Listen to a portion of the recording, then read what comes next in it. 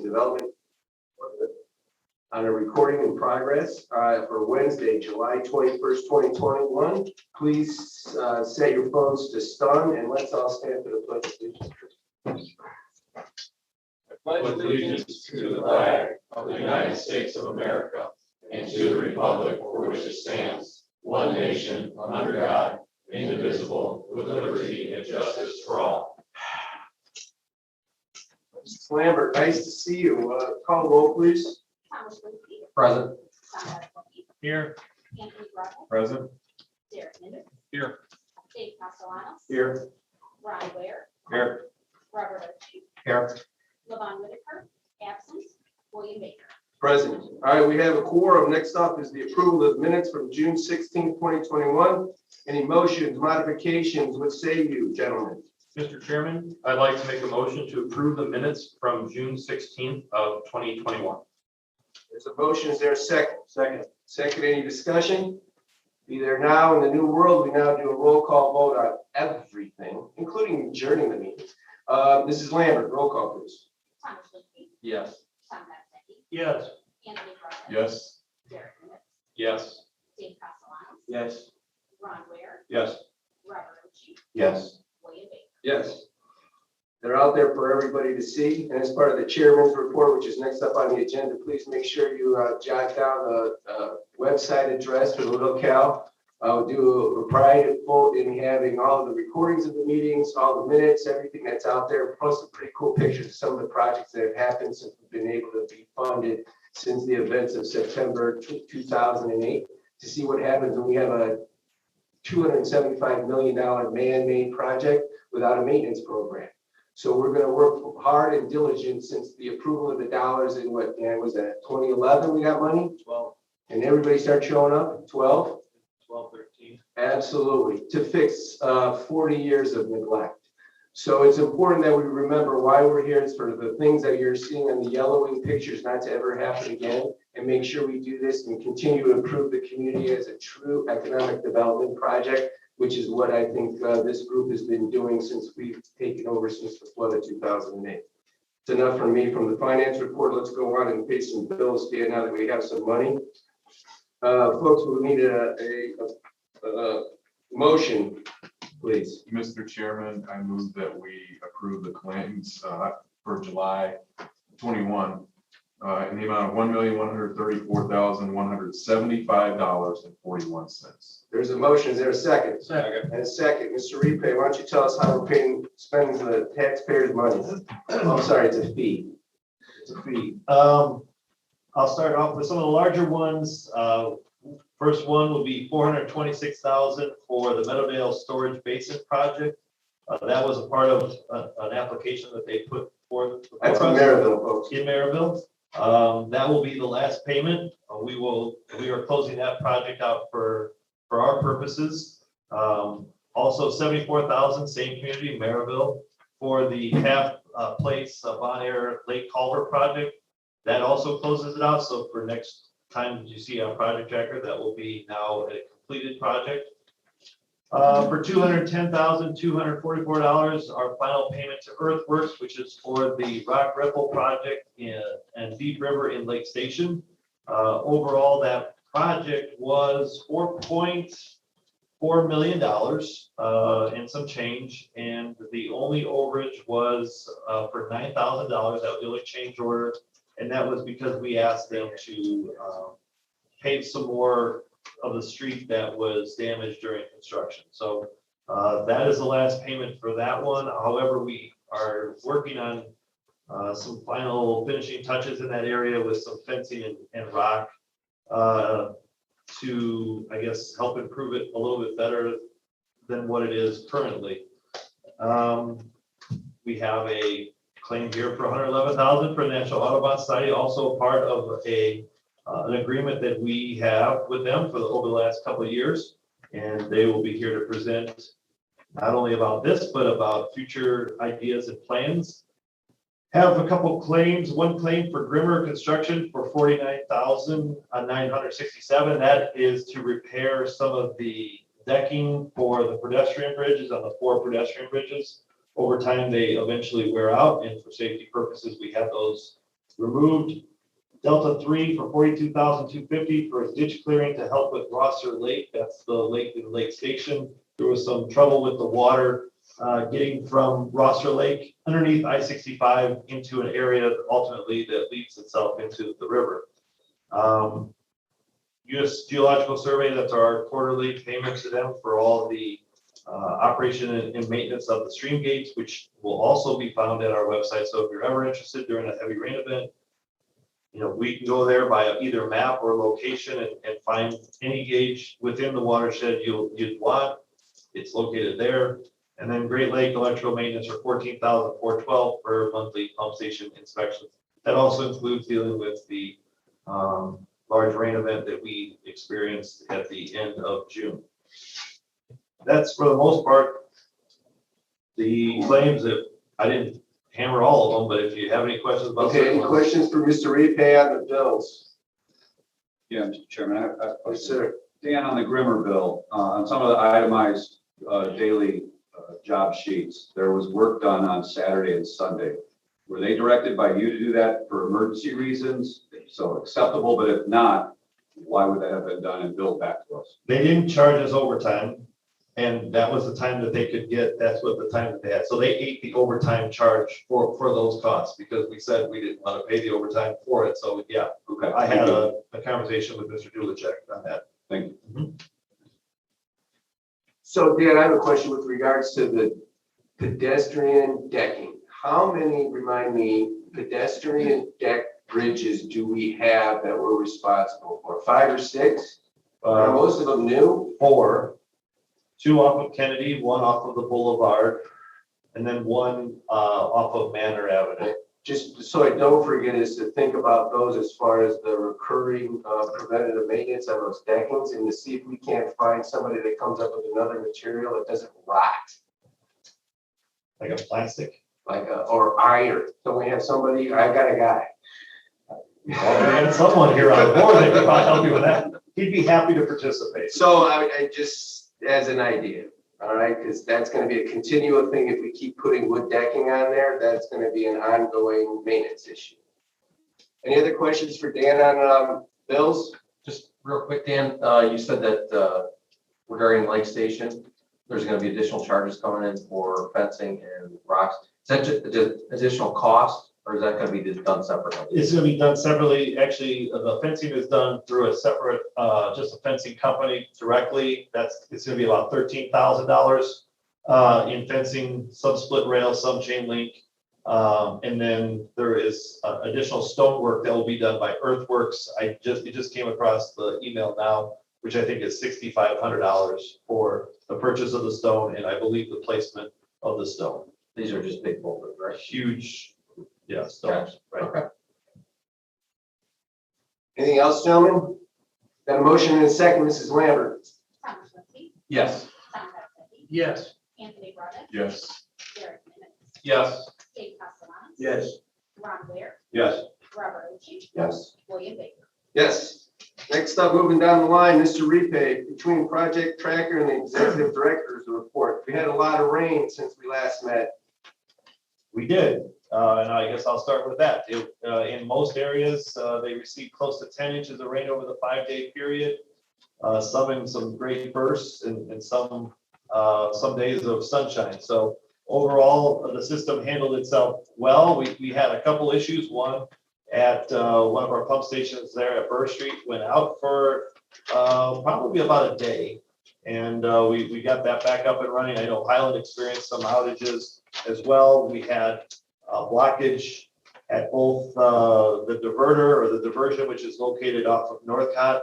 A couple of logs got there, so we went in there on a Sunday afternoon or Sunday morning actually to take those out and to fix that problem. And then more recently, we had Kennedy Avenue blocked up with some material and trees and all sorts of stuff, and we had that removed. So now the system is completely flowing the way it should, and waiting for the next monsoon, which is probably right around the corner. So overall, everything worked well as anticipated. No issues that I was made aware of for flooding or even some backups. Like I said, the only thing, we had a couple pump stations go down. One in the Highland was a lightning strike. The one for us was a fuse that went bad. But other than that, overall, everything worked as we have anticipated. We finally got a 408 permit for the First Street Railroad closure.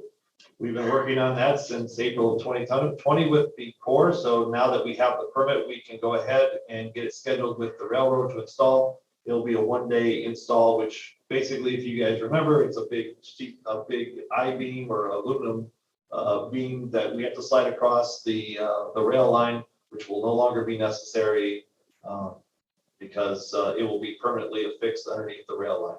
The natural spring is now scheduled the bids will be out in September for them to be awarded at our September meeting and hopefully construction in October. Once we sort of dealt with a permitting issue with the Army Corps on that one, that is no longer an issue, my understanding. As I said before in my claims, the Rosser Lake drainage improvement is complete. During the middle of that large rain event, I guess I should say, we were in the midst with partnership with the town of Griffith, cleaning out the Arbor Gas Tunnel, which is the diversion of water from Katy Marsh, and it comes through Arbor Gas. Basically underneath Arbor Gas, it's a 9-foot culvert that every 5 years we need to inspect. So we have to dewater it and then demuck it, which is just getting rid of all the garbage that's in it. And then they video it to make sure that there's no issues with it. We were in the midst of doing that. We were about 1,000 feet from clearing it. And this rain kept on coming in order. We felt it was best to open it up and take the extra couple of days that it's going to cost, as opposed to possibly flooding people that are impacted by the Katy Marsh ditch. So that has now been complete. We will be getting the bill soon for the demucking. The town pays for the actual inspection of it with the monies that they get for reimbursement. So at least the preliminary understanding is there is no issues with that tunnel, which is a good thing for all involved. It means it's working the way it should. Try to get through some of these. Did a tour of all the Maryville projects, which I talked about under the claims, both the Meadowdale and the Bon Air, the Taft Place. They all look great. They all are very appreciative of our participation. And like I said, it's always good to get a first-hand look at some of these projects that we fund, as opposed to just getting pictures. Beyond that, I don't have anything else unless you have any particular questions about any project specific. I can speak to Hart's Ditch. We're still working with the county to get some reinforcement and to stabilize some banks. Unfortunately, as we understand that there's some permitting delays going on, and so we're not going to get as much done this year, but they believe we'll be able to get more done next year, just from a pure paperwork standpoint of getting the permits through the system. They've experienced this throughout the area as far as getting it through, and I don't know what it's related to, but maybe just a lot of people are doing work that require permits, and it requires time. Here to help. What about scanning projects? Taking all the paper, Yeah. reams and reams of paper that we inherited. To understand it, I guess you'd have to come to our office, but everything that was done from this project from the early 80s till now is all been paper. All the acquisitions that we do, all of the, for those of you that don't know, when we had to pay bills prior to getting the fee instituted, we would have to send these bills down to the state. The state would then write us a check, which would take generally about 45 days, and then we would pay the vendors. And so with everything with that, it's a documentation. So if you just imagine, here's the claim list, and that, that would get a lot thicker, especially in the construction. So all those have been scanned now. All the agendas have been scanned. All the minutes have been scanned. We're fast approaching the actual parcels, which are probably not as important for the general public, but more for us and for crediting. But the agendas and the minutes are really cool to listen and watch and look at. And we're going to put that up on our website so that you can look back in 1983 and see what issues were facing the local commission at that time. Love history. Mhm. Great solution for insomnia. I've got your questions, Mr. Chair. Have at it. Harts Ditch, real quick. I thought we were doing that on our own. What's the issue with permitting? Like, who are we needing permits from? You need from the Division of Water for the disruption of working at a floodway. So we have been partnering with Lake County because Lake County has had some interest in possibly taking over Harts Ditch as a regulated drain. Eventually, once we get enough of these done, and they would help participate. Now, they're still participating in the helping of our permitting process because they've done it so many times that it's a lot easier for them.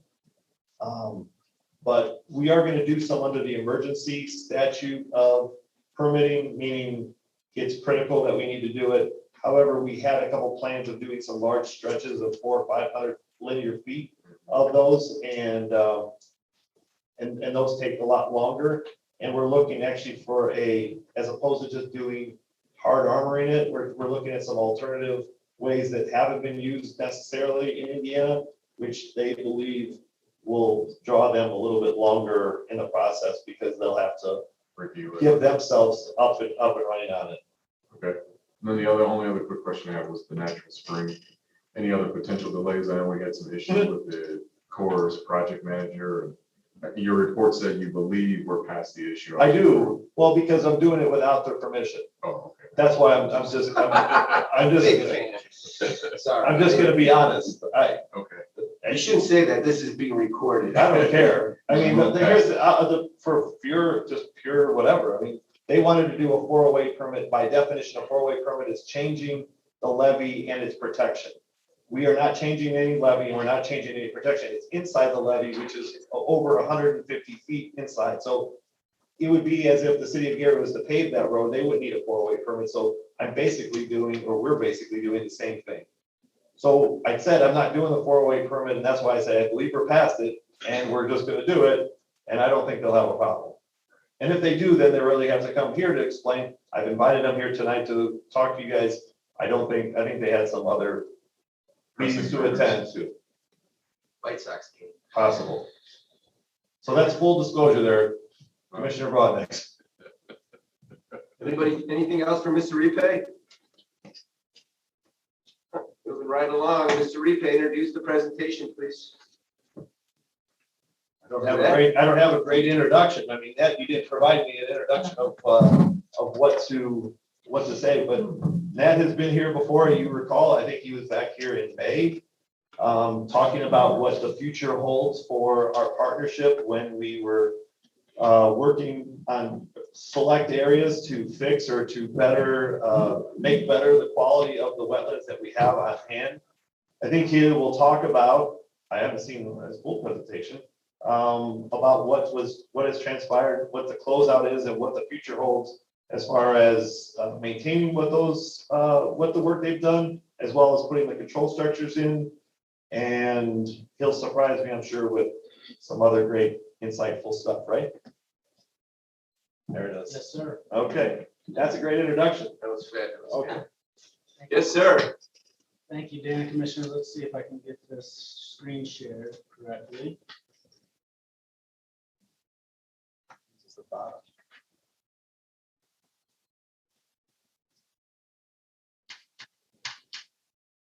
There it is.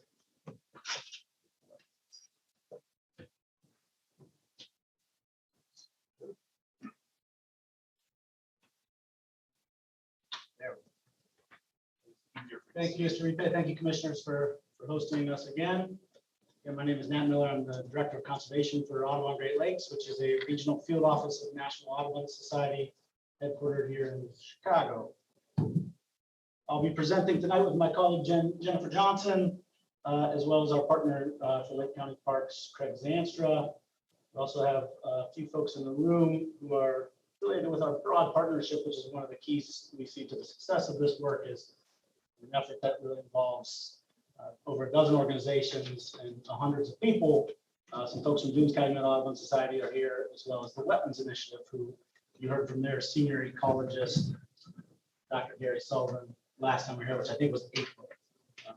Carrie and myself presented kind of where we were and especially where we're going with water control. So today will be a little more high level. I'll give you a check-in kind of on our claim that we submitted and approved, that was just approved. Thank you for that. But most importantly, highlight where we're excited to go next with you all in phase 2. So I'm going to start with asking a question for all the commissioners with the exception of Derek Nimitz. Can anybody tell me what bird species this is you're looking at on this photo? It's really close. Very similar, different color bill though. For a friend? This is a common gallinule, which is poorly named because it is no longer common. This is an Indiana state endangered species. And what you're seeing here is what we call success, because these are 5 young chicks that are days, maybe weeks old. And this is not at Indiana Dunes National Park. It's not at Kankakee Sands. It's not downstate at Goose Pond. This is in the Little Calumet River Marshbird Conservation Area between Chase Street and Grant Street. And they're using a high quality marsh. They are what we call an indicator species. When the wetland is functioning, these birds are here and reproducing. The reason their population is tanking across the Midwest and the Great Lakes region is because we're lacking quality wetlands. We're lacking that rich mosaic of interspersion you see there with emergent vegetation and floating vegetation. You won't find these species breeding in dense Phragmites. You won't find them in open water muddy ponds.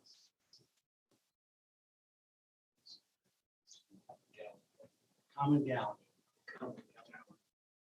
Derek, previously known as I'm not sure what it was previously known as. common moorhen.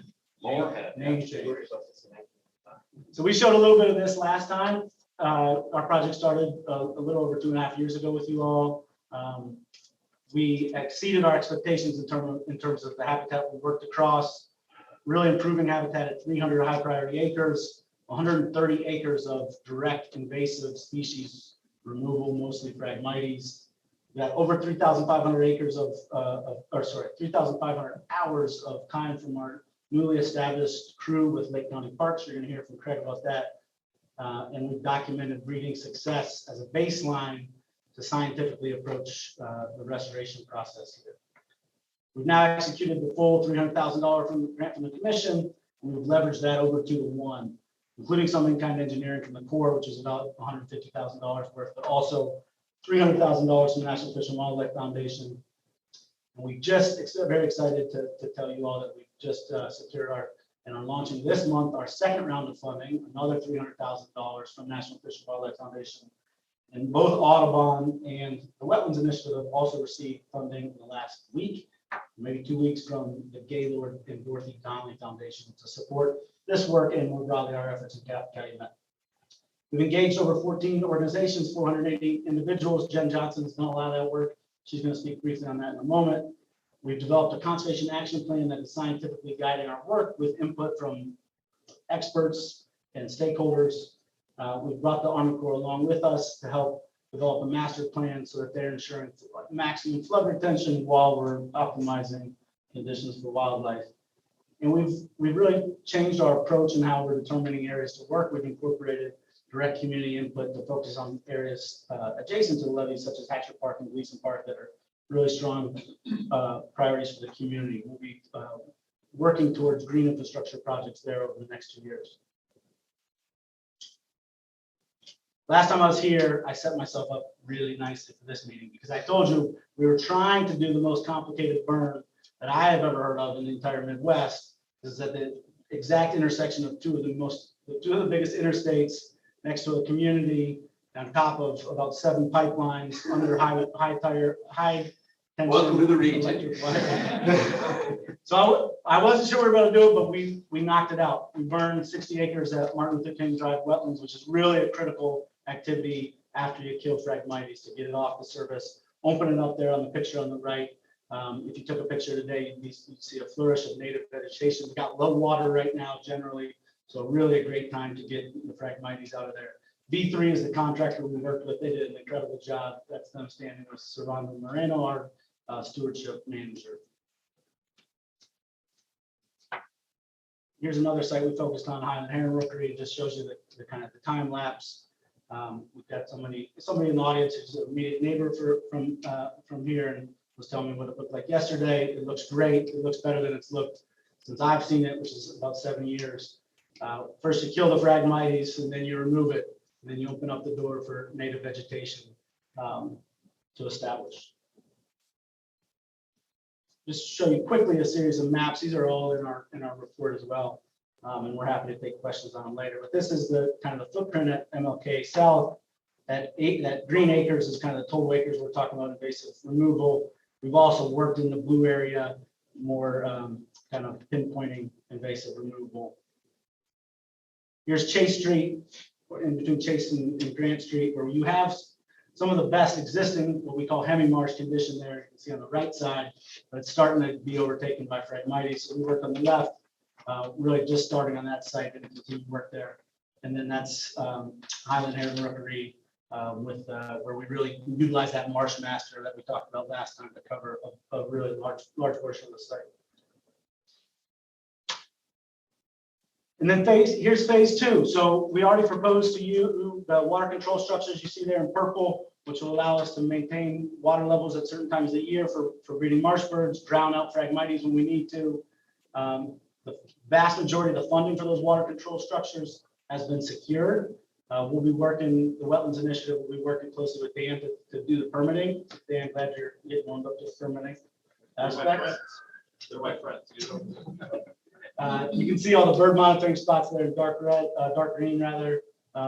Derek, I know, has been interested in some of that data. All that data is publicly available in a generalized form online. If you guys want more detailed locations, we keep some of that because it's sensitive to threatened endangered species like king rail. We don't want people out there trying to track them down too much.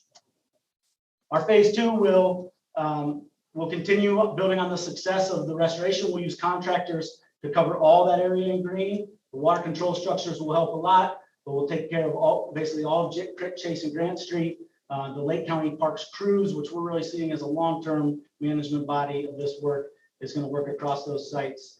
And then we're going to work to finalize a design of what you see in yellow there. In Marshalltown Marsh, especially, I moved my thing. For you guys, though. What's just covered up from the view is what we call Marshalltown Marsh. It's an area just adjacent to Hatcher Park, really high priority for the community. We've already presented to Derek and Dan a working concept for a design there, and we plan to engage the full commission in the fall on that presentation, and also work with the community to develop public access opportunities and plans for what could be a major re-meander of the Marshalltown Marsh channel of the river. Funding is finished right now from you all, but just to show you our commitment over the next couple of months, we are flying a helicopter again at MLK Wetland South to retreat Phragmites. We've got a follow-up from the Marsh Master at Highland Heron Rookery. We're going to plant a ton, and I mean a ton of native plants at MLK South. Really the key with invasive species, it's like a scab. You can't just keep picking at it. You got to get it out, but then you got to get native plants established, and then it becomes much more easy to manage. So this will be our first major planting. We'll get the community involved in that. We'll plant tens of thousands of dollars with the native wetland plugs at MLK South. So with that, I'm going to hand it off to Craig Zanstra to talk in a little bit more detail about Lake County's role in phase 2. Quick question, I'm sorry, Nat. What was Sure. the blue again on the last map, the plan? It says other in the legend, but So these are other areas that we're evaluating that are wetlands with potential to have long-term management. thanks. How did those rank? How did you handle the ranking on why the ones that you chose were going to be presented as opposed to the other ones that were not? Both Highland Heron Rookery and MLK South have the potential for water management, which really was determined by Dr. Sullivan and the Wetlands Initiative. So it's somewhat of an easy fix to be able to manipulate water levels across those entire sites.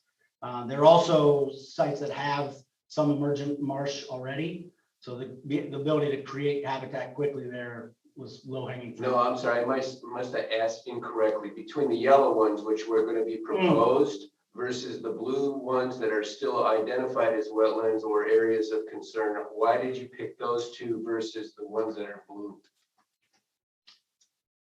Marshalltown Marsh really has the most significant potential for heavy restoration.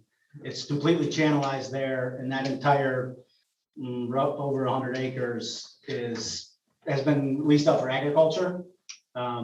With a re-meander of that river, you could create, it's the most significant area where you could create the most habitat. So I'm looking at these yellow Hatcher Park and wetlands. So the meander is further down, right? I don't Yeah, see it's covered that. up. It's covered Okay. up on your screen. Can you move that?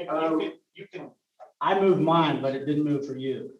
Well, oh, you did? Mine is on the So, other side. I understand the meander, and that's a huge project, and I mean, I Yeah. get that. Yeah. But outside, how about this for the question? For the blue ones, why didn't those make the list of things that you wanted to present to us tonight?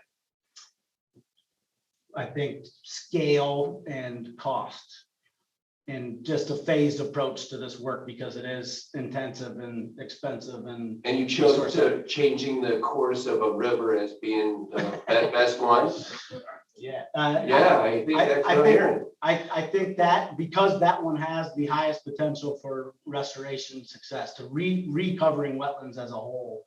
It's sparked our interest from the beginning, our very first conversations with Mr. Repay. Oh, I know, I saw the paperwork, and I'm trying to figure out why you're jumping to that one instead of cleaning up some of the 40 years of mess we've already inherited, which is what this group has primarily been responsible for since the flood of 2008, and since we were able to get funding. I mean, that's a great question, great conversation to have. I think we're eager to speak with you all and direct those resources most appropriately.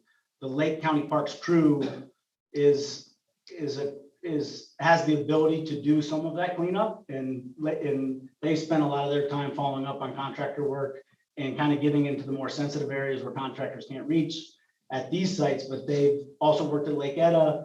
They could work in really sites as you guys direct us. All right, thank you. Any other questions for this young man? All right, sorry, thank you.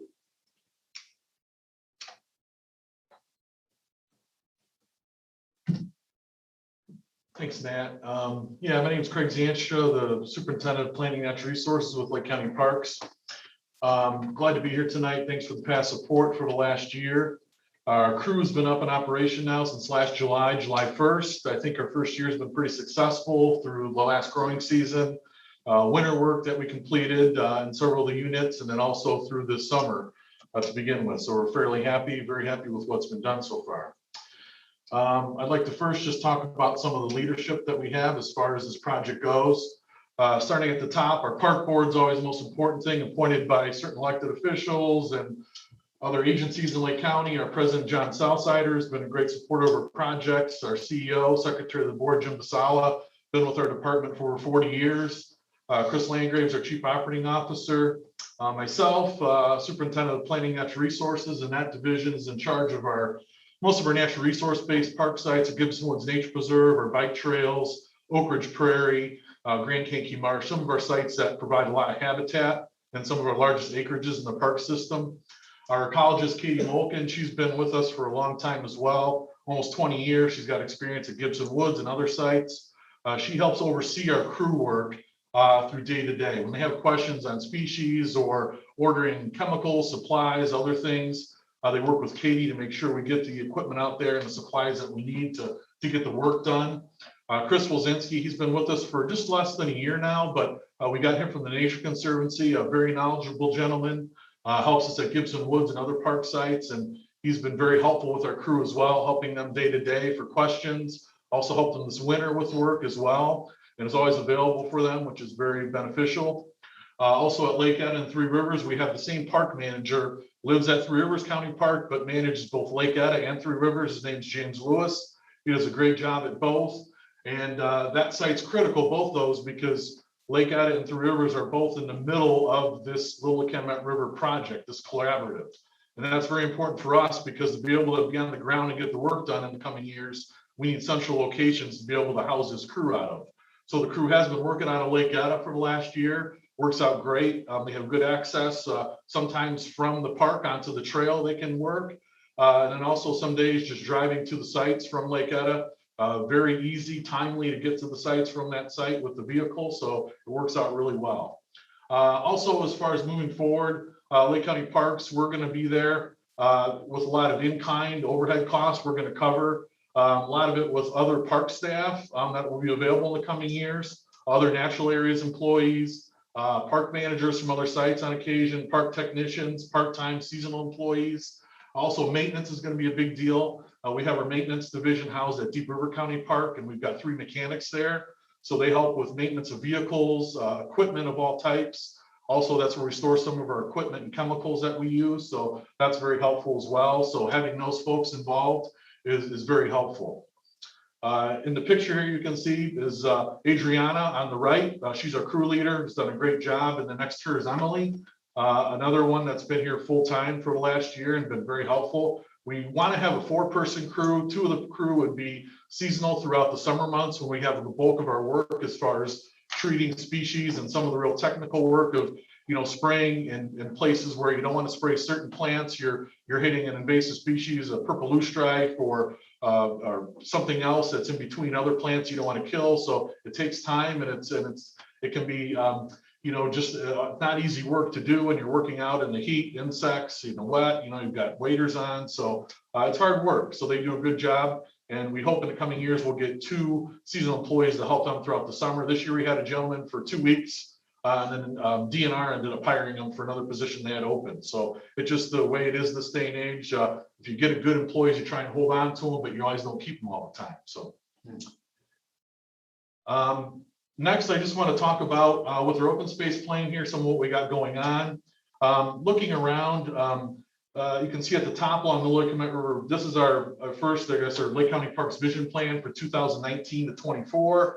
Kind of explains the vision we have for our park sites, existing and future, and then what we're going to have going on. For the first 30 years of our parks, I guess, since this commission was installed years ago, we included the Little Calumet River Basin and that in our open space plan, because there was always a goal, I think, by our park board, past administrations, to look at the Little Calumet River as not only for flood control, but for recreation.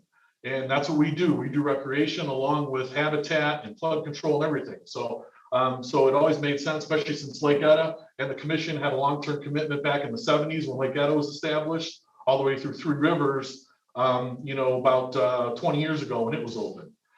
So really, we've got in our plan from Wicker Park all the way, east towards Three Rivers County Park and Lake Station and Gary.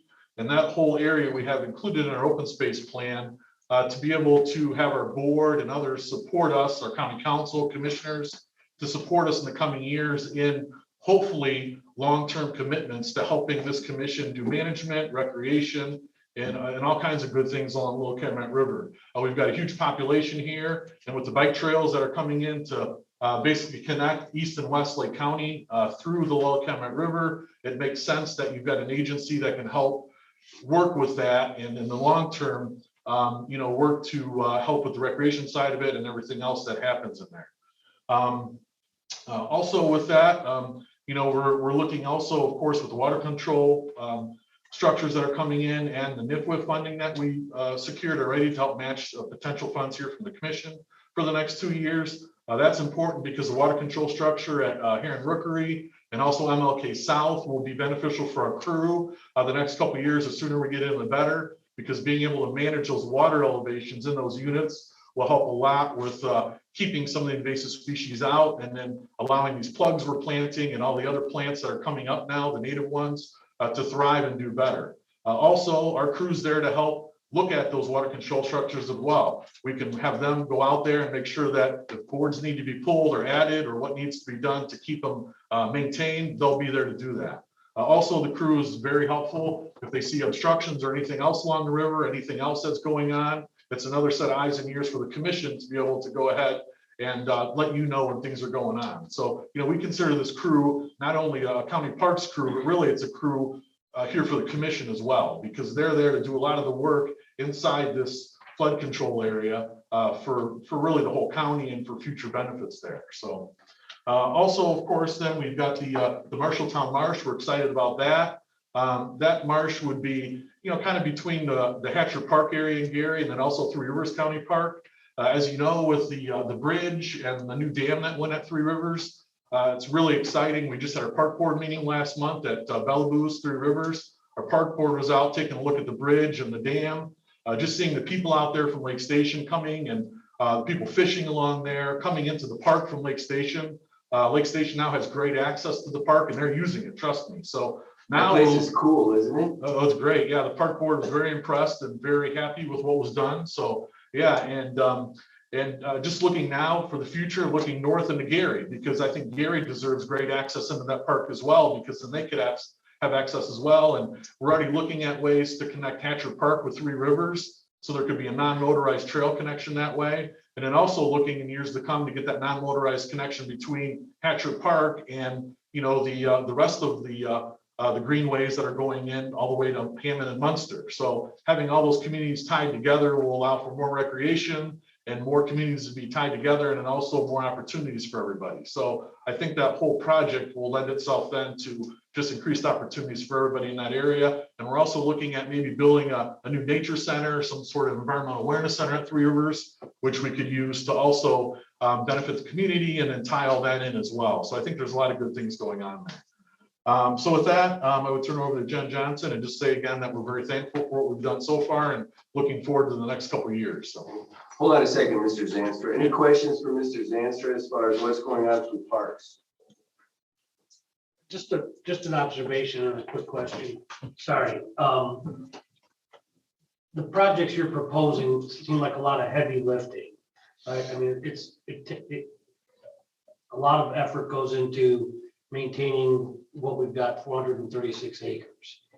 Is there anything that as a commissioner or community that we can do that to utilize the resources like golf courses or cemeteries or whatever other open space that we have to help nurture the Audubon Society and the growth of the bird population? Like I played golf out in St. Charles and they had purple mountain houses all over the place. It was really cool. And they were flying all over eating bugs.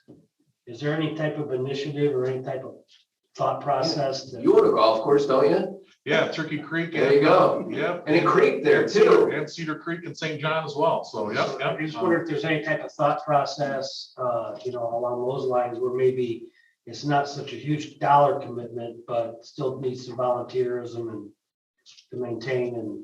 Yeah, people's the problem now. Is people a problem? No, I think, even at Turkey Creek and a few other places, we try and keep areas unmowed, we've done a lot of native tree plantings with some local organizations recently, just trying to increase the habitat around the courses. I think cemeteries are a great reason too. I mean, you could plant a lot more trees in some of the cemeteries I passed up coming here tonight. But yeah, I think there's a lot of low hanging fruit. I mean, even talking to Griffith, I know it looks like they're going to put a solar farm in on the old golf carts there at Pine Avenue. But I mean, there's opportunities in a lot of places, I think, for more habitat. I think getting our local municipalities involved would be great because that's one thing I think that's a little lacking is sometimes our local municipalities and them on the habitat side, it kind of falls on us more from the county or the state or land trusts. So I think maybe in the future, trying to get municipalities on board and getting them to do some of that habitat on their properties, whether it's the city Hammond, Munster, Highland, others through the Griffith, any of them. Gary, I know, has a lot of property along the Willamette River that probably could be used and is used for flood control, but we're already talking about a project, and I think Jen's going to touch on that, by Marshalltown. So I think there's a lot of things that are there, and I think in the coming years you'll see more of that. So, All right, thank you. Yeah. Any other questions? Thank you, sir.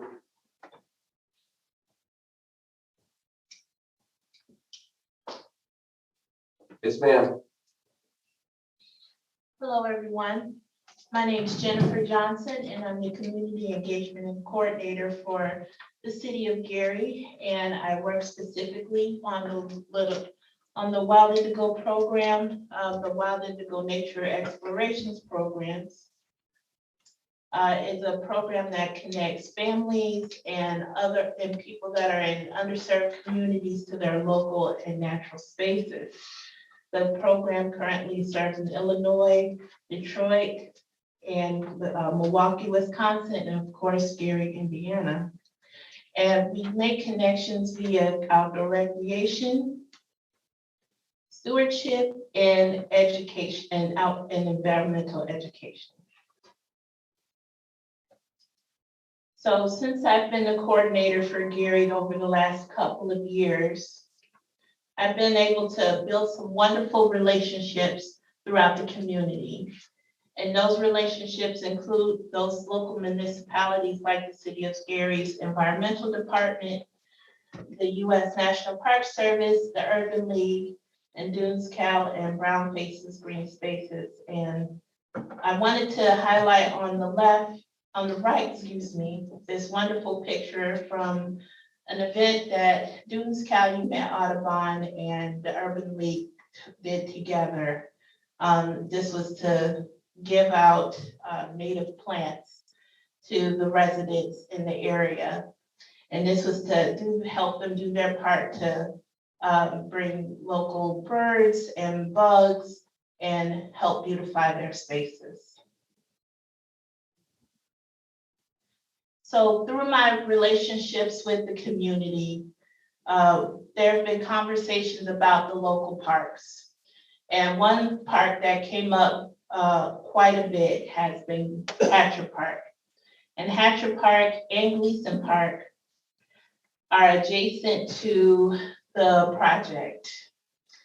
And so I'm hoping in the future that Wild Indigo and its community partners can host stewardship opportunities in these parks and also provide educational opportunities. And these parks would be a visible improvement for the community. And they have been living with these blighted parks for the last few years, quite a few years. And they also serve as a gateway to the levee properties. And so it also makes those levees a lot more lively with people, and the people can find a use for those trails there. Also, we're looking at making a stewardship plan with the community. So not just saying, hey, we're gonna do some natives here and that's it without their input, but they can be involved in that process from the start. And also that includes the community science days. This is a chance for children and families to do a little water dipping or learn monitoring and expand their own knowledge of the area. And we also look forward to doing outdoor recreation. I've heard community leaders and partners tell me they want to go biking, they want to try fishing within these areas. And the one thing that I hear the most is that these places are, they contribute to the wellness of the community and the wellness of the area. And so I want to thank the commission so much for your support. And I'm also here for any questions that you may have. Thank you. Gentlemen, anything? Yes, sir. Ms. Johnson, I just want to know, how can I participate in Blue Indigo? Or is there a way that I can maybe be a partner with some of the work that you're doing? Yes. One thing that I try to do is try to collaborate across the board with different partners. So if there's something that the DNR has that says, hey, this would be a great place for engagement, or I'm also open to doing different programs. I've done, even with the COVID, I've done Zoom educational programs for different events. And so that's a really easy way to get involved. Maybe we can speak after the meeting. Yes, Thank you. I love that. Is this part of the community involvement line item in the proposed budget phase 2? Is that what that says? Yes. Okay, I just question. Yes. And then you said Hatcher and I forget the other park are both adjacent to the project. Again, the project is the yellow that Nat proposed or demonstrated earlier, depicted earlier. Yes, the parks are also adjacent to the levees. So Right. I've done site visits with our stewardship team. I also have a site visit coming up next week. Any of the commissioners are welcome to join us at 10 a.m. on July 30th. And we were able to walk through Hatcher Park to the levee. And a couple questions. Sure. First of all, I want to compliment each one of you for a very excellent presentation, for the information that you provided all of us. Probably a lot of us didn't really know. But the other question I do have here is that I read some of your reports, and I'd like to know, what is your plan in order to make this particular habitat area a national heritage area? What's your plan and how long will that take? So, the National Heritage Area is a project through the Field Museum. However, we've been involved in that over the years. The most that we can do is just continue to build visibility for these areas and also to continue to monitor these areas and also to continue stewardship on these areas. And the more people are talking, the more that we're making relationships about these spaces, that will bring up the visibility for the federal government. Okay. The other question I have is this, is that we had a radio program here last Monday, and a question came up regarding the National Heritage designation. And the fact is that if this area will be considered as a designation, the economic impact for that particular area will be immense. Because we, as I understand that you have over 600 to 700,000 people in the Audubon Society as memberships who definitely will support this particular plan. And also there is something like about 25 million, which I really didn't know this at all, 25 million people who are interested in bird migration, bird watching, bird habitats. And so what I'm saying is that for this particular area, if you can, your organization together, the Parks Department included along with us, can support and give this the advertisement that it needs and the support that it needs, then the economic impact for this area would probably be immense. So I want to encourage you to take that back to your board, your members, and see what we can do. I can just tell you one thing now, that after our show that we had, I got a call from one of our senators and also from the municipalities from Gary and Lake Station, said they were very impressed with the fact that what the Audubon is doing for that area. Like we said, we had no idea that we had so much significant species and birds in the nation. That's important. And I think that your organization, along with the Gary Park, along with the Lake County Park Department, should get that message out to this community. And because I think it'd be a really great thing for all of us. Absolutely. And I just want to add in closing, on our last site visit to Hatcher Park, we identified several species of native plants that are high value and they're important to the environment. And so those are the kinds of things that are interesting and fun for people to enjoy and also for birds to enjoy. But my part is the people part. One other question I have before you leave. I want you to go back in history. There was 3 great men in this nation got together to do something before in the Michigan. And that was George Washington Carver, Henry Firestone, and Henry Ford.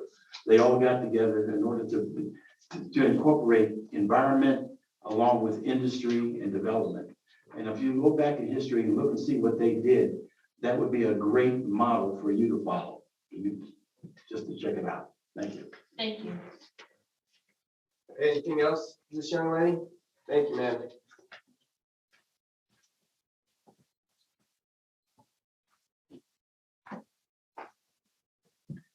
I was just gonna, if I may add, a couple other outings to get on your calendars. If you'd like to join us at Martin Luther King South, is August 4th and August 12th at 10 a.m. We have our site visits there in partnership with the Wetlands Initiative. I know Jodi and Dan, we usually close with public comment. There are a few folks we've invited here to speak on behalf of the project. You want to do that at the end, or would it make sense? That's his call. I get to have all the fun calls. Finish this, make sure the board's done. If you want to bring them up as a part of your banner, I don't think there's any particular reason why we can't do that. You know, that would be considered part of your team, if that's how you're looking to present it as such, because I'm understanding it's your group, you have parks, and Ms. Johnson, you're with the city, correct? Are you employed by the city of Gary? She's with Audubon Great Lakes as well. She's Ottawa In Great Lakes as partnership well. with the city. Okay, so you're in partnership with the city just as part of your people part? Yeah. Okay, and are you also doing other parts in the city of Gary too, or other parts of the entire watershed? As far as all the wetlands you saw in the pictures, how many we have, and the watershed encompasses quite a few. Are you going concentrated kind of up in, Hatcher Park area and in that area, or are you also doing this work elsewhere? I'm all over the city. I The go city of Gary? in the city of Gary, yes. Okay. And I pretty much come where I'm called. So. Because we have 17 communities that are inside of this. I was just curious if you do this work as a part of with Great Lakes elsewhere or just in the city? Just in the city. Just in the city. Okay, thank you. Have at it, sir. I specifically invited Ruth because I've been looking at photos of her birds. Where's Ruth? Of her birds in her backyard on the river. Maybe mention some of the improvements she's seen. Ruth. If folks from Dunes, Calumet, Audubon, or others want to speak. I know Ruth. Hello. Yeah. Well, if a lot of you guys don't know me, a lot of people do. I'm Ruth Morris, and I'm associated with the Southmore Road part of the Little Calumet River. And I'd like to take you back in time to express my thanks to what the commission did to save our Southmore Road area. Can't see this last. I'm sorry that you're stuck over there, but. Okay. Okay, I do want to thank at the very, very beginning of my little talk here, that I must thank the Little Cal Commission. Thank you, Dan, for saving this part of the river bank. I want to thank Dan Baker. We're going to go back in time a little bit here. Bill Baker, Dan Repay, David Whipland, who helped a lot with the crossing the T's and dotting the I's, but mostly Ron McCarran, the governor appointee from Indiana DNR. He was the one that absolutely loved to keep wildlife. Ron retired in August of 2017, and Derek, you replaced him in 2018. Is that correct? That sounds about right. Yeah. But I wanted to say too that for working with the residents on the riverside of Southmore Road, sometimes during very heated discussions between the commission, the Corps, and the residents, we did get a lot done. A lot of times people stormed out and had a couple bad words to say, but we came back again and did it all over again, starting all over. After the flood of 2008, we found out that the Army Corps planned to destroy the national environment of our tree-lined river properties by cutting everything down to put in a concrete flood wall. Starting in 2009, Jodi from the Little Calumet Commission started to investigate the footage apparently needed for the work easements for the Army Corps flood control structure in our yards. In June of 2011, we received settlement offers for our property, which we rejected due to the inability of the commission and the Corps together to identify the plans moving forward. The first major hurdle after that was Karen, one of our residents, Karen's new 2.5-car garage. Now, Bill remembers this and Ron remembers this. I see them smiling over there. Karen's brand new 2-car garage was built legally on her property, but was apparently from the Corps' situation, was apparently across the Corps' easement line. which would make Karen have to cut down, replace, and move her new 2.5 car garage, which she did not have any land property left to put that. So that was one of the first hurdles that they had to figure out what to do. The second major problem, which finally broke the camel's back, the residents asked the Corps to explain if our rainwater, which runs over the edge of the embankment into the river, would back up, flooding the yards. The response from the Corps was, well, we never thought about that. There was a lot of that. After the residents requested an engineering professor from Purdue Cal to review the Corps' plans, the commission rejected the outrageous additional cost for a French drain system in our yards to alleviate the problem. Back to limbo again. Now, this is after this, now we're down to 2013. By November of 2013, Dan stated that a lot of things had changed and that the Corps agreed to accept the flood fighting scenario, which means prepare with boots on the ground to be there and put some sandbags down in our backyards if it were needed, and to look to future stabilization of the bank, for which there is no current timeline. This was as of 2013, or current arrangement. Thus, the original recommendation from the Army Corps to cut down all the trees and put in a flood wall was officially off the table. This is what we want to thank the Little Cal Commission for doing, for saving this very, very natural habitat. There would have been, if they would have done what they wanted, there would have been no trees on either side of the river for this mile-long stretch of where our houses are. There would be absolutely no natural environment for anything to live in there, since the sun would be there, there would be nothing. So, plus the property values of our land stayed where they are, and they have now increased because of the good management of the river.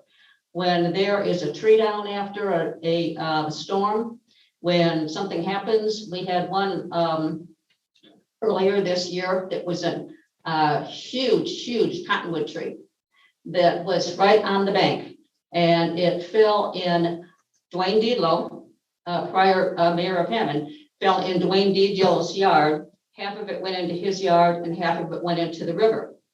And I called up Dan and said, come on out and take a look at this and see what you can do. In the meantime, the Deedlows had called their insurance company because it smashed the corner of their garage and hit part of their house. They said that the insurance company would pick up, but the rest that they had to pick up was an ungodly price that they just weren't ready to handle. Then Dan showed up and he said, oh, don't worry about it. We will take care of this. Within 2 days, he had the tree cutters over there cutting this out. And this was a huge old tree. And but it was gone. It was taken care of. It was taken off of their garage, taken off out of their yard. And the Deedlows were especially thankful for Dan, the commission's backing, and for keeping this river moving. So Dan, again, there's another thank you for you. History, Ruth, history.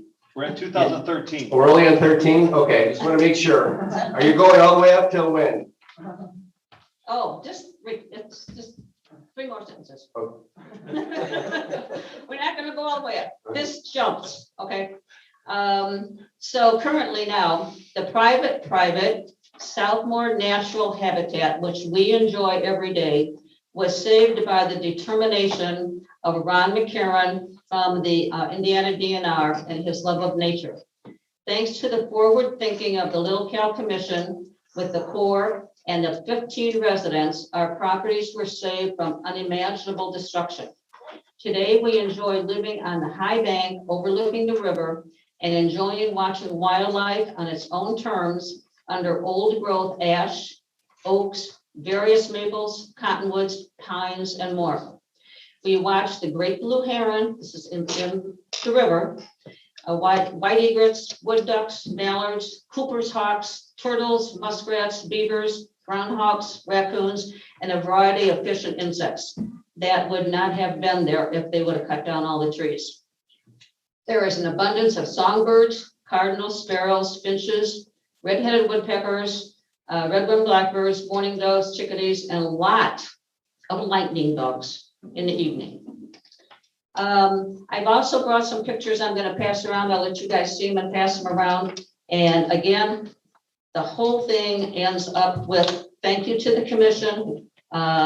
You worked hard with us, you put up with us. And I do want to say that it is right now the best thing that has ever happened. So thank you very much. Thank you.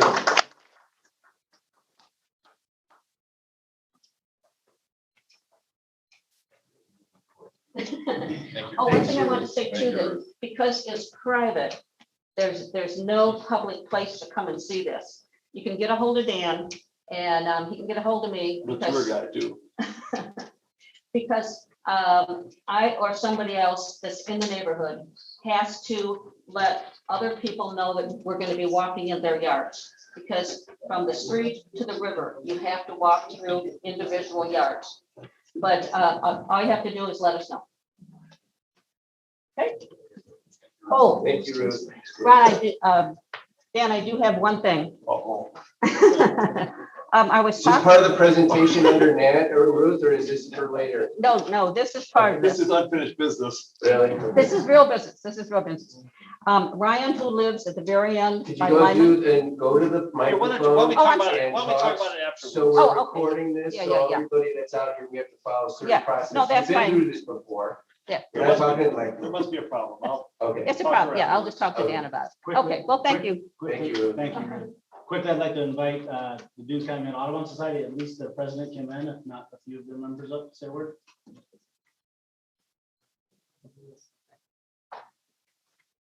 Thank you for letting me speak. I'm Kim N. I'm president of Dunes County Audubon, chapter of National Audubon Society. And our territory covers all of Lake and most of Porter County. And I agree with what you said about the economic value of birding. Birders come from all over the state. We had a festival this past May in Porter County that also traveled to a lot of areas in Lake County, including the Chase Street, Grant Street Marsh, and many of the parks that are part of Lake County parks, including the Gary sites up near the Lake Michigan, Miller Beach, and Marquette Park. So birders bring with them a lot of enthusiasm for habitat restoration, and they bring their dollars because they like to eat, they like to take care of lodging and any other entertainment when they're done birding. So I do have another member of our board of directors that would like to have a few words.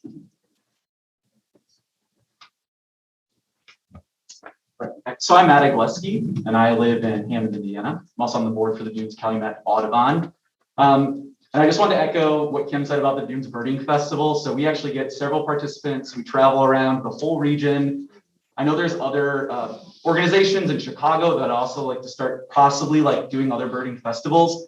And the thing about this location, to address maybe some of the other things about different types of habitat, is that the wetlands habitat is a very specific type of habitat, as Nat was talking about. You can't just like attract gallinule or least bittern or any of these like really specialty species to just any type of habitat. So you really need to build that habitat for those species to show up.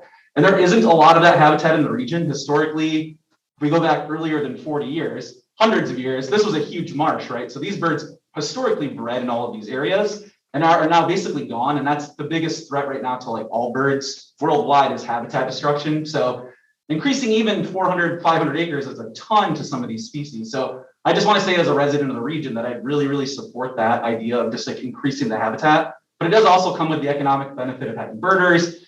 the economic benefit of increasing capacity for floodwaters, as someone who would kind of worry about that as being a resident. So I think that like, just in general, I just want to throw my support for this plan because it sounds like something where it's kind of a win-win, right? Like we're going to get hopefully better management for flooding, better economic development for some of these regions, and also just a nicer area for all of us to enjoy. So just want to say that. Thank you. Yeah, thank you. Wrap it up.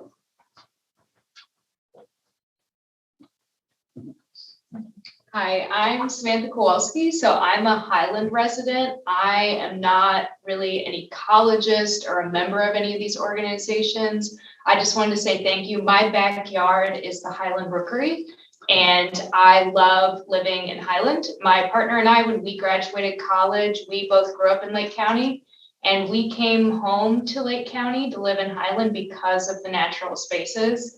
And I go to the Rookery all the time. It's where we get all of our exercise. And I just want to say thank you to all the organizations. Thank you to the commission for how great it looks.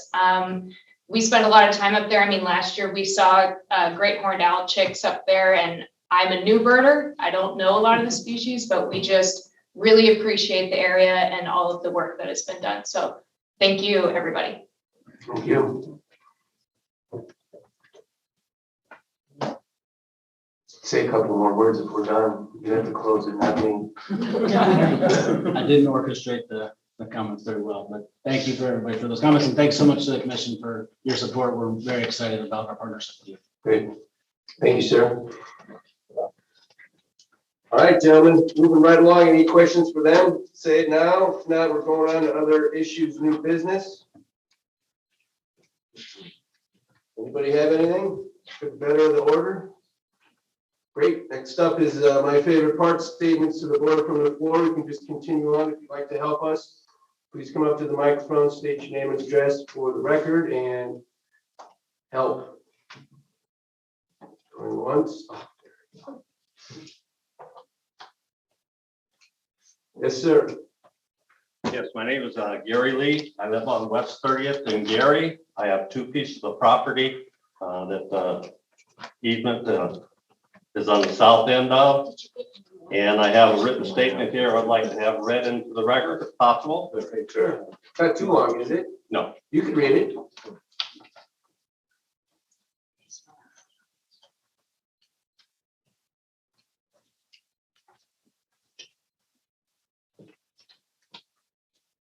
I may ask why there is such a problem with maintenance of the easement on the south end of my properties. Since 2012, I have emailed Dan Repay regarding infrequent and incomplete mowing of the easement. The segment I'm referring to is bordered on the east by Calumet Street, west by Colfax Street, and north of the Norfolk and Southern Railroad. These emails have mostly received no responses. In addition to the mowing issue, there's a problem with silting. There's a 12-foot wide concrete bottom in the ditch. When the silt is allowed to accumulate, it provides a foothold for Phragmites to grow, which adds to the unsightliness of the area and impedes the water flow. The concrete bottom has not been cleaned since 2012, 9 years. Again, most of my emails have received no response. This easement is part of my yard. I mow my yard once a week during the growing season and would venture to say the members of the commission do the same. I ask you to schedule weekly mowings for this segment and that you schedule silt removal when weed growth appears on the top of the concrete base. Also, please send someone out to inspect the north and south ditch slopes. Specifically to Dan Repay, in your email Thursday, August 29, 2021, you state the commission does not receive public funding. For the second time, where does the commission receive its funding? I also would like to take issue with the email of Tuesday, January 22nd, 2021. Yes, I called the police on your contractors because they were engaged in illegal activities. Contractors stated they were acting at the direction of the commission and at my request refused to stop. You state, and I quote, "So we will clean the ditch and keep it acceptable or according to USACE standards. as we have been doing for 5 years or so since I began here in 2010. End quote. Again, the last time the ditch was cleaned was 2012. You state the commission receives acceptable inspection reports on this segment. I have checked the commission's website and can find no such reports on this segment, bordered on the east by Calhoun Street, west by Colfax, and north of the Norfolk and Southern Railroad. I've asked for someone to come out and inspect this segment, even suggesting you, Dan Repay, come out and walk the ditch with me. Again, I asked for copies of any inspections related to my properties, and in the future, as the property owner, I asked to be provided inspection reports for this segment.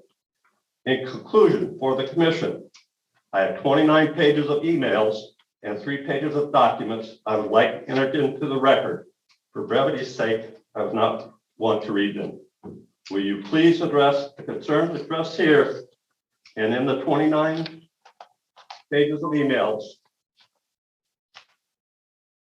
Any comments or questions from members? No, I'll make a comment. If you could send that document to the office and address it to Dave Wickland, who's our attorney, we'll review those things and make sure that we take it into consideration. Okay.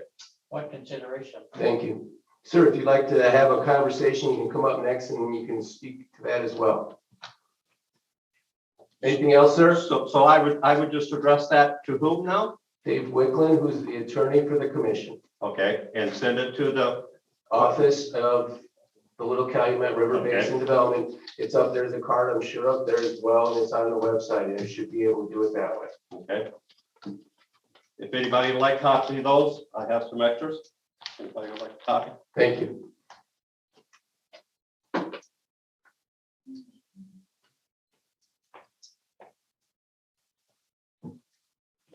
Yes, also this problem, I live. Yes, sir. Could you state your name, I'm sorry, please, and your Dave address? Jaworski, 3036 Calhoun. I live right off that project.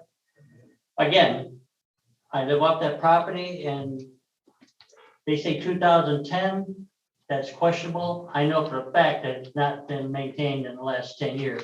Because I used to maintain it myself for 8 years. If They did- it's an they did easement, not and I don't know maintain any of the specifics, but if it's an easement, we don't own it.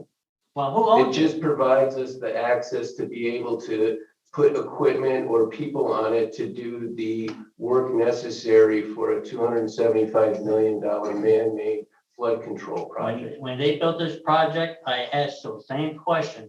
It's a Who's good gonna question. maintain it? Who's gonna keep it clean? Calumet River Basin Project Second. We will do it. I understand, sir, but you know, since that, were you living there in September 2008? Yes, Do you see what happened? yes. So those are the same people that made that happen.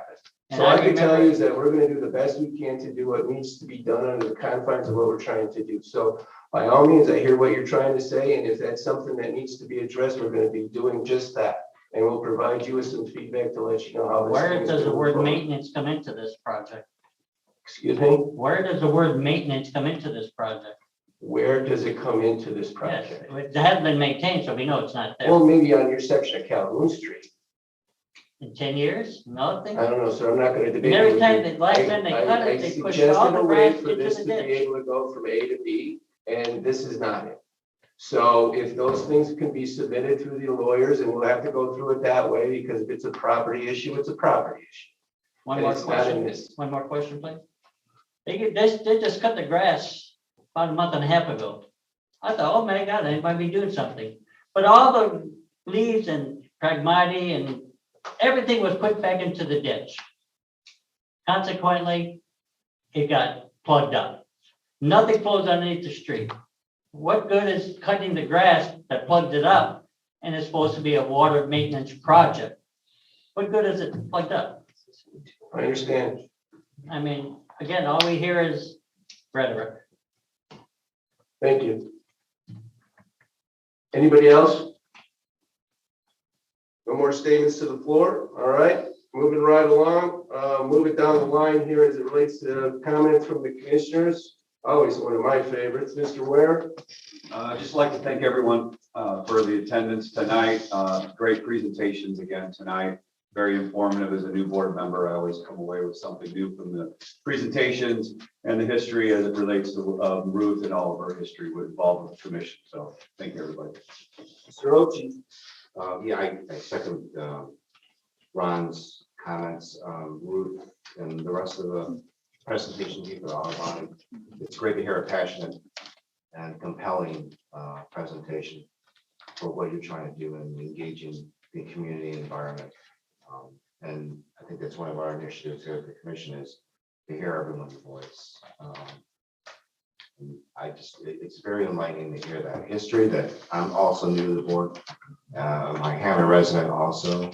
So it's great to hear that there's people totally engaged and they're passionate for what they believe in. So it's great to hear that, and it's very enjoyable to listen to and enlightening. Yep. Mr. Wishlinski.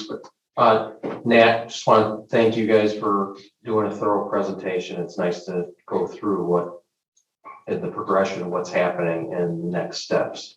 And I think we're very interested in moving to the next steps, if that's the way we're going to go, especially with fighting Phragmites and things like that. So thank you very much. Mr. Gazdecki. I'd also like to thank the Audubon Society. The communication has been great over the last few months, and I think that the presentation you guys did tonight was fantastic. Certainly eye-opening, and I'm encouraged that we're making such good progress in most areas. Thank you. Mr. Broadnax. Nothing to add. Mr. Nimitz. I'd like to say thank you to all that presented tonight, to the great presentations, but I have to say that I love to hear the enthusiasm from the visitors tonight about our natural resources in Northwest Indiana. I appreciate all that you do, whether it's volunteering to monitor rare bird species or control invasive plants. I just want to say thank you, as well as educating the residents here. So thank you very much. Mr. Castellanos. Just wanted to say that everything that Derek has said, I definitely sign on board to what he just said. And also, I just want everybody to know that on August the 9th at WLTH Radio, we're going to have the mayor of Gary on and part of our conversation is going to be about the Audubon and the developments that were going on. And also to everybody who came up to the podium to express their thoughts and their grievances to this commission. I just want to let you know that we don't we handle everybody's problem. We don't let anything go by. And I can tell you one thing, that we'll give everybody every kind of consideration. And also let you know that being a commissioner here is is like a second time job. I mean, I give more hours to this job than I give to my own business. So I just want to let you all know that we're committed to this community and we're looking forward to everybody to have a quality of life. Thank you. All right, thank you, folks. The next meeting is always going to be on the third Wednesday of the month. That's going to be August 18th. Check the website for the location. Because we're living in the new world, we'll need a motion to adjourn if we're finished. So moved. Motion in a second. I'm assuming there's no discussion. Mrs. Lambert? Yes. No. I can only do that. Yes. Derek Newman. Yes. Dave Costello. Yes. Ron Ware. Yes. Robert Oakley. Yes. William Baker. Yes. Thank you, everybody. Be safe. Enjoy the summer. Go out outside and check right